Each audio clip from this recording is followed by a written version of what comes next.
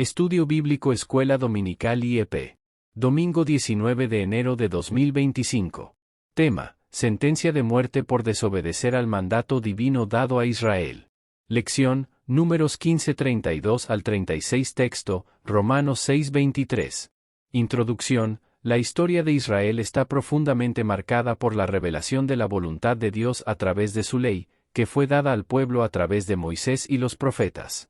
Estos mandatos no eran simples recomendaciones, sino principios sagrados que formaban la base de su relación con Dios y con los demás. Al ser un pueblo elegido, Israel tenía la responsabilidad de vivir de acuerdo con la ley de Dios, no solo para su propio bien, sino también para hacer luz entre las naciones y testificar del carácter justo y santo de su Creador. Sin embargo, a lo largo de la historia bíblica, encontramos un patrón de desobediencia y rebeldía por parte de Israel, lo cual trajo como consecuencia la severa sentencia de muerte que Dios pronunció en diversas ocasiones. El mandato divino que Dios dio a Israel no solo abarcaba los aspectos espirituales, sino también los aspectos sociales, políticos y morales. Desde los 10 mandamientos hasta las leyes sobre sacrificios, pureza y comportamiento ético, todo estaba diseñado para que Israel viviera en comunión con Dios, reflejando su santidad en medio de un mundo pagano. Las promesas de bendición y prosperidad estaban vinculadas a la obediencia a estos mandatos, pero, al mismo tiempo, las advertencias de juicio y maldición eran claras y severas para aquellos que elegían apartarse de la voluntad de Dios. La sentencia de muerte por desobedecer al mandato divino no solo se refiere a una muerte física, sino que tiene un sentido más profundo, que incluye la separación espiritual de Dios y la pérdida de la vida abundante que Él había prometido. En el Antiguo Testamento, cuando un israelita violaba las leyes de Dios, especialmente aquellas que trataban con la idolatría, el sacrificio y el comportamiento moral, estaba no solo infringiendo una norma religiosa, sino que estaba destruyendo el pacto de vida que Dios había establecido con su pueblo. En muchos casos, esta desobediencia era castigada con penas severas, incluso la muerte, para mostrar cuán seria era la violación de la relación con Dios y con la comunidad. 1. Desobedecer la ley de Dios es desobedecer el pacto establecido. Dios estableció un pacto con Israel en el monte Sinaí, y las leyes dadas a través de Moisés fueron la base de ese pacto. La desobediencia a estos mandatos no solo era una transgresión moral, sino una violación directa de la relación exclusiva que Dios había establecido con su pueblo. Aquellos que desobedecían el pacto de manera deliberada afrontaban la grave consecuencia de la ruptura de esa relación con Dios. Deuteronomio 28:1, y sucederá que si oyeres atentamente la voz de Jehová tu Dios, para guardar y poner por obra todos sus mandamientos que yo te prescribo hoy, también Jehová tu Dios te exaltará sobre todas las naciones de la tierra. 2. La idolatría es una de las transgresiones más graves contra Dios. En la ley de Moisés, la idolatría era considerada una de las transgresiones más graves, ya que deshonraba directamente a Dios, quien es celoso en su adoración. Los israelitas fueron advertidos constantemente contra la práctica de adorar otros dioses. Aquellos que cometían este pecado de forma deliberada, incitaban la ira divina, y la ley estipulaba que tales actos debían ser castigados severamente para preservar la pureza espiritual de la nación. Éxodo 22:20, el que sacrificare a dioses, excepto a Jehová solo, será anatema. 3. La desobediencia de los líderes de Israel afectaba a toda la nación. Los líderes, como los sacerdotes, los jueces y los reyes, tenían una responsabilidad aún mayor ante Dios. Si ellos se apartaban de sus mandatos, no solo traían juicio sobre sí mismos, sino que también ponían en peligro a toda la nación. Israel, como pueblo de Dios, debía seguir el ejemplo de sus líderes. La falta de obediencia por parte de los líderes podía llevar a la nación entera a la condenación y la destrucción. Números 14:11, y dijo Jehová a Moisés: ¿hasta cuándo no me temerán estos pueblos, y no creerán en mí, con todas las señales que he hecho en medio de ellos? 4. La desobediencia al mandato de Dios trae consecuencias tanto personales como colectivas. Cuando un individuo se apartaba de los mandatos de Dios, no solo afectaba su relación personal con Él, sino que, a menudo, sus acciones tenían repercusiones en la comunidad.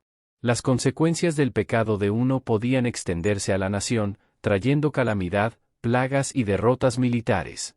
Esto subraya la naturaleza comunitaria del pacto de Israel. La desobediencia no era un asunto privado, sino algo que comprometía el bienestar de todos. Josué 24:19, y respondió Josué al pueblo: no podréis servir a Jehová, porque Él es Dios santo, Él es celoso, no perdonará vuestra rebelión ni vuestros pecados. 5. La misericordia de Dios es grande, pero la desobediencia continuada trae juicio inevitable. A pesar de las reiteradas advertencias de Dios, el pueblo de Israel cayó una y otra vez en desobedecer su palabra. Aunque Dios mostró gran paciencia y misericordia al enviarles profetas y líderes, el continuo rechazo de sus mandatos resultó en juicio. La misericordia de Dios tiene límites cuando el pecado es persistentemente rechazado. La paciencia de Dios, aunque abundante, no evita que el pecado sea finalmente juzgado. Nahum 1:3, Jehová es tardo para la ira, y grande en poder, y no tendrá por inocente al culpable. Jehová tiene su camino en la tormenta y en el torbellino, y las nubes son el polvo de sus pies. 6. La justicia de Dios exige una respuesta a la desobediencia. La justicia de Dios no puede ser ignorada. El pecado deliberado exige una respuesta adecuada, y la pena de muerte para los que transgredían la ley no era solo un castigo, sino una forma de mostrar la gravedad del pecado ante un Dios santo. El juicio de Dios revela la seriedad con la que Él trata la desobediencia, especialmente cuando ésta se lleva a cabo con arrogancia y desprecio por la ley divina. Ezequiel 18:20, el alma que pecare, esa morirá, el hijo no llevará el pecado del padre, ni el padre llevará el pecado del hijo, la justicia del justo sobre él será, y la impiedad del impío sobre él será.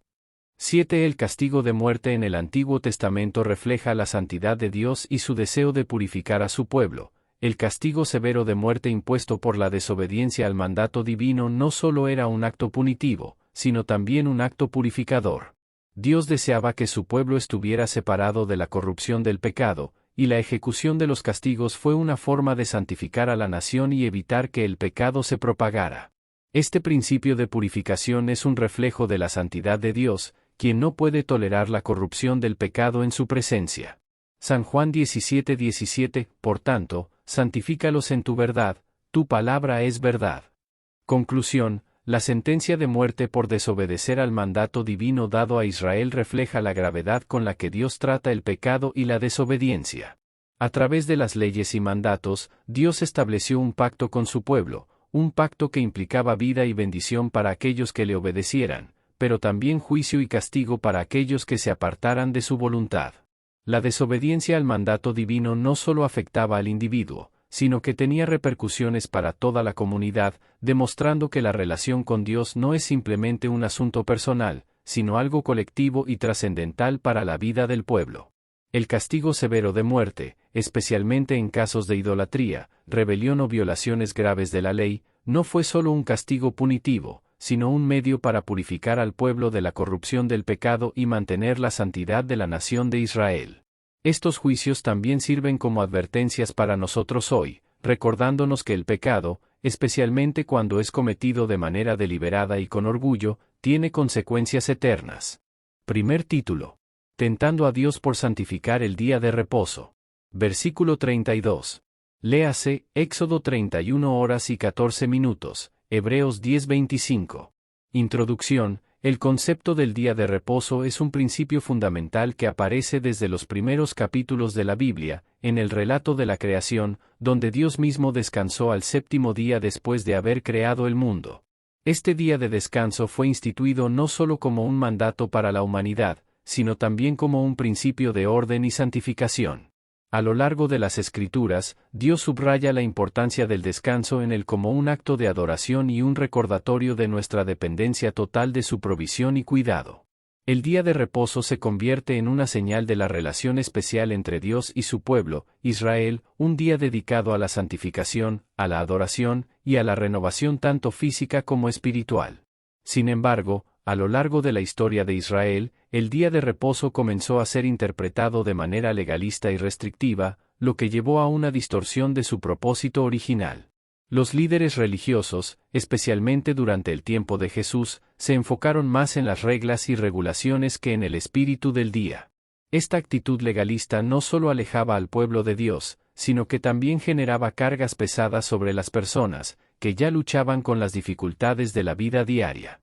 En este contexto, Los fariseos y otros religiosos intentaban imponer normas rigurosas sobre lo que se podía o no hacer en el día de reposo, olvidando que el propósito de Dios para ese día era el descanso y la restauración del ser humano en su presencia. El concepto de tentando a Dios por santificar el día de reposo surge cuando los humanos, en su afán por cumplir estrictamente con los mandatos religiosos, buscan manipular la ley de Dios, o incluso probar su paciencia, interpretando y aplicando los mandatos divinos de manera que desvirtúan su verdadero propósito. En lugar de disfrutar del descanso que Dios ha provisto para nuestra edificación, se caía en un ritualismo vacío y en una actitud de legalismo que distorsionaba la esencia del mandamiento.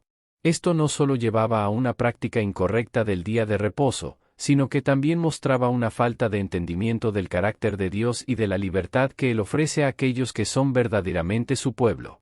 1. El día de reposo es un mandato divino para el bien del hombre. Dios instituyó el día de reposo no como una carga, sino como una bendición para el hombre.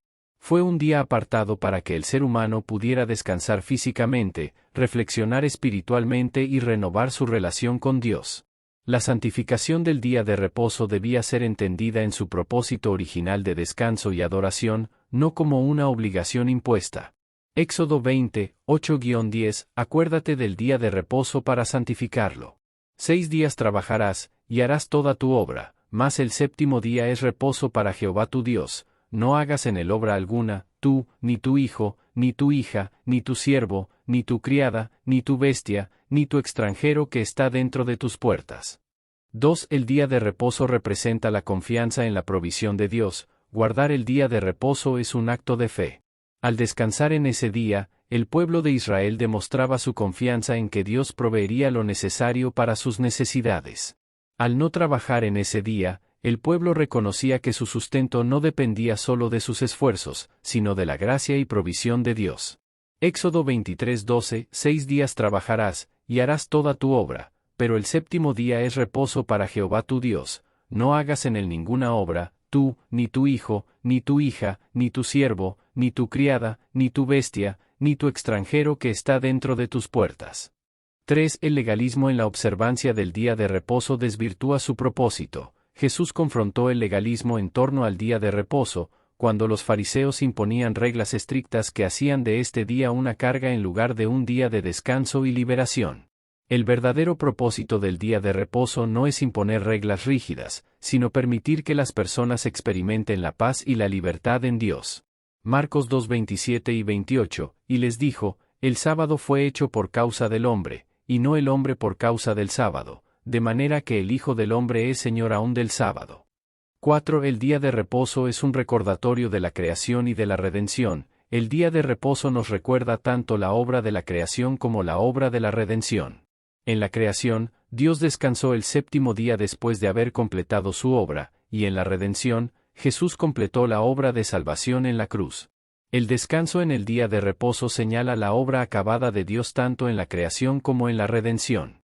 Éxodo 20:11, porque en 6 días hizo Jehová los cielos y la tierra, el mar y todo lo que en ellos hay, y reposó el séptimo día. Por eso Jehová bendijo el día de reposo y lo santificó.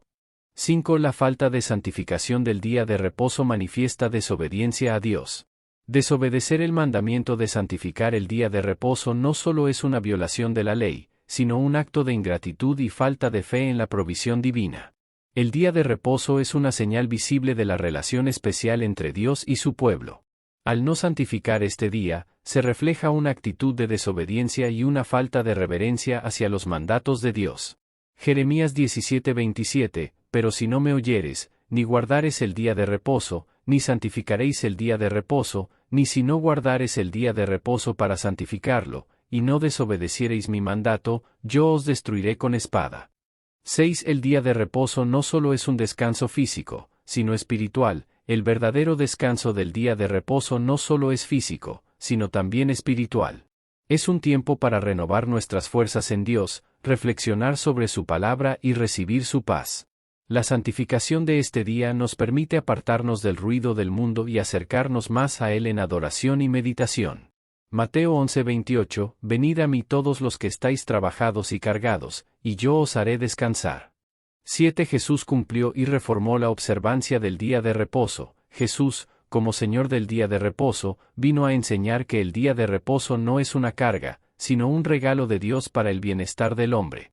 Él sanó en el día de reposo, restaurando así el verdadero propósito de este día, hacer el bien y mostrar la misericordia de Dios, en lugar de seguir reglas vacías que solo traían condena. San Lucas 6:9, y les dijo, ¿es lícito en el día de reposo hacer bien o hacer mal? ¿Salvar una vida o quitarla? Segundo título. Grave denuncia que requiere el veredicto divino. Versículos 33 y 34. Léase, Salmo 119, 137, Eclesiastés 8:11. Introducción. Dios ha levantado profetas, jueces y hombres de Dios para hacer denuncias solemnes contra las injusticias, los pecados y la desobediencia del pueblo. Estas denuncias no solo señalaban las faltas cometidas, sino que también advertían sobre las consecuencias que vendrían si el pueblo no se arrepentía. El mensaje divino no se limitaba a una simple acusación, sino que tenía un propósito redentor, llamar a la reflexión, al arrepentimiento y a la restauración de la relación con Dios.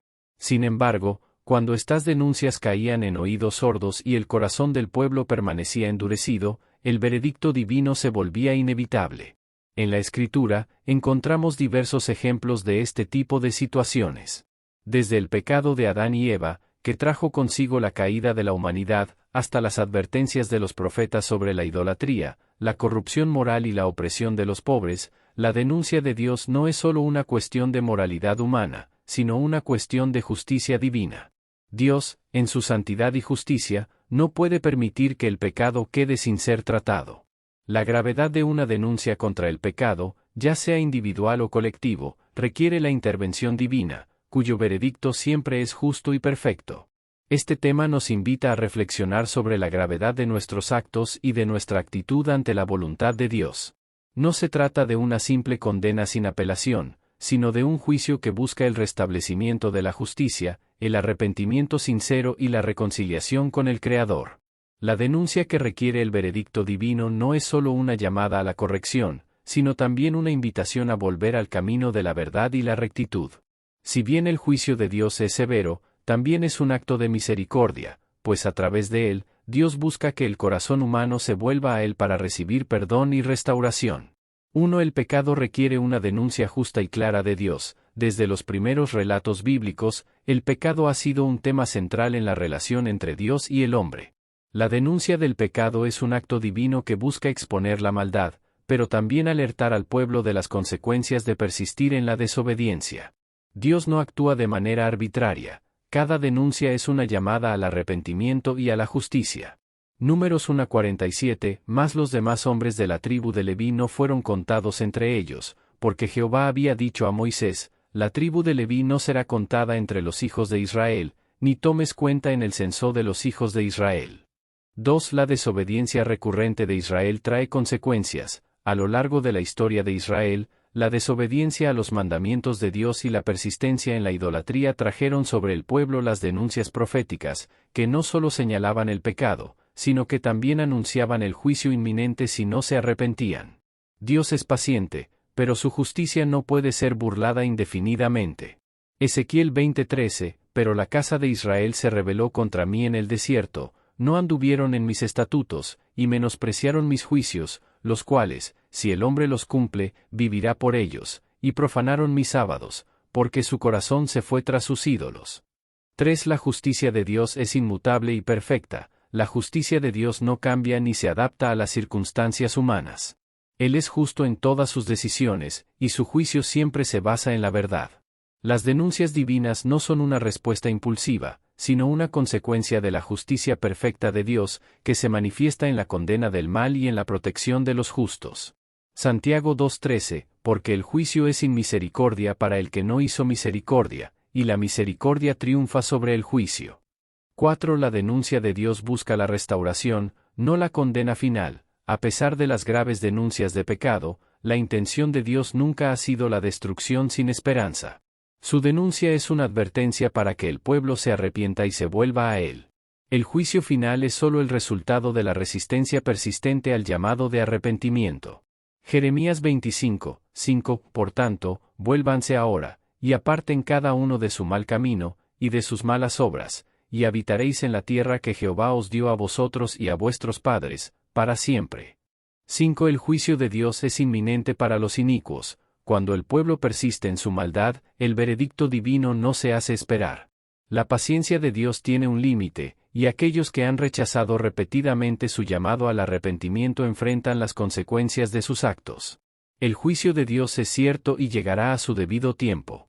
Malaquías 4:1, porque he aquí, el día viene ardiente como un horno, y todos los soberbios, y todos los que hacen maldad, serán estopa, y aquel día que vendrá los abrazará, ha dicho Jehová de los ejércitos, y no les dejará ni raíz ni rama. 6. La denuncia de Dios es una advertencia de su misericordia. A través de las denuncias, Dios muestra su misericordia, pues al llamar la atención sobre el pecado, da al pecador la oportunidad de arrepentirse y hallar perdón. La misericordia divina es más grande que el pecado, y la denuncia es el instrumento que Dios usa para atraer a los corazones hacia su gracia redentora. Hechos 3:19, por tanto, arrepentíos y convertíos, para que sean borrados vuestros pecados, para que vengan de la presencia de Jehová tiempos de refrigerio. 7. El pueblo de Dios debe responder al llamado a la justicia y arrepentimiento. Comentario: la denuncia de Dios requiere una respuesta activa por parte del pueblo. La actitud correcta ante la revelación del pecado es el arrepentimiento sincero, que lleva a la restauración del individuo y de la comunidad. Dios no quiere la muerte del pecador, sino que se arrepienta y viva. Zacarías 1:3, volveos a mí, y yo me volveré a vosotros, ha dicho Jehová de los ejércitos. Mas decís, ¿en qué hemos de volvernos? Tercer título. Cumplimiento de lo ordenado por Dios. Versículos 35 y 36. Léase, Deuteronomio 26 horas y 16 minutos, Hebreos 10:30 y 31. Introducción: el cumplimiento de lo ordenado por Dios es un tema central en las Escrituras, pues refleja la relación entre el Creador y su pueblo. A lo largo de la Biblia, vemos cómo Dios da mandamientos, leyes y principios para guiar a su pueblo hacia una vida de obediencia, bendición y santidad. El cumplimiento de lo que Dios ordena no es solo una cuestión de seguir reglas, sino una expresión de nuestra fe, confianza y amor por Él. Cuando obedecemos sus mandamientos, estamos reconociendo su soberanía y nuestra dependencia de su dirección. En el Antiguo Testamento, Dios dio leyes claras al pueblo de Israel, desde los 10 mandamientos hasta una serie de ordenanzas que regulaban la vida diaria, el culto, las relaciones interpersonales y la justicia social. Estos mandamientos no solo tenían un propósito religioso, sino que también eran una forma de establecer un orden moral y espiritual en la sociedad, garantizando la justicia, la paz y el bienestar del pueblo. Sin embargo, la obediencia a estos mandamientos no era automática. Muchas veces el pueblo se desvió de los caminos de Dios, y como consecuencia, sufrió las repercusiones de su desobediencia. En el Nuevo Testamento, el cumplimiento de lo ordenado por Dios alcanza su máxima expresión en la persona de Jesucristo, quien vino a cumplir la ley de manera perfecta.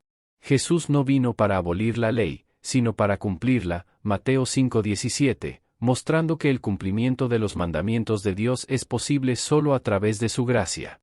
Él nos enseñó que la obediencia no se limita a actos externos, sino que debe surgir de un corazón sincero, transformado por el amor de Dios. Cumplir lo ordenado por Dios es un acto de fe y devoción.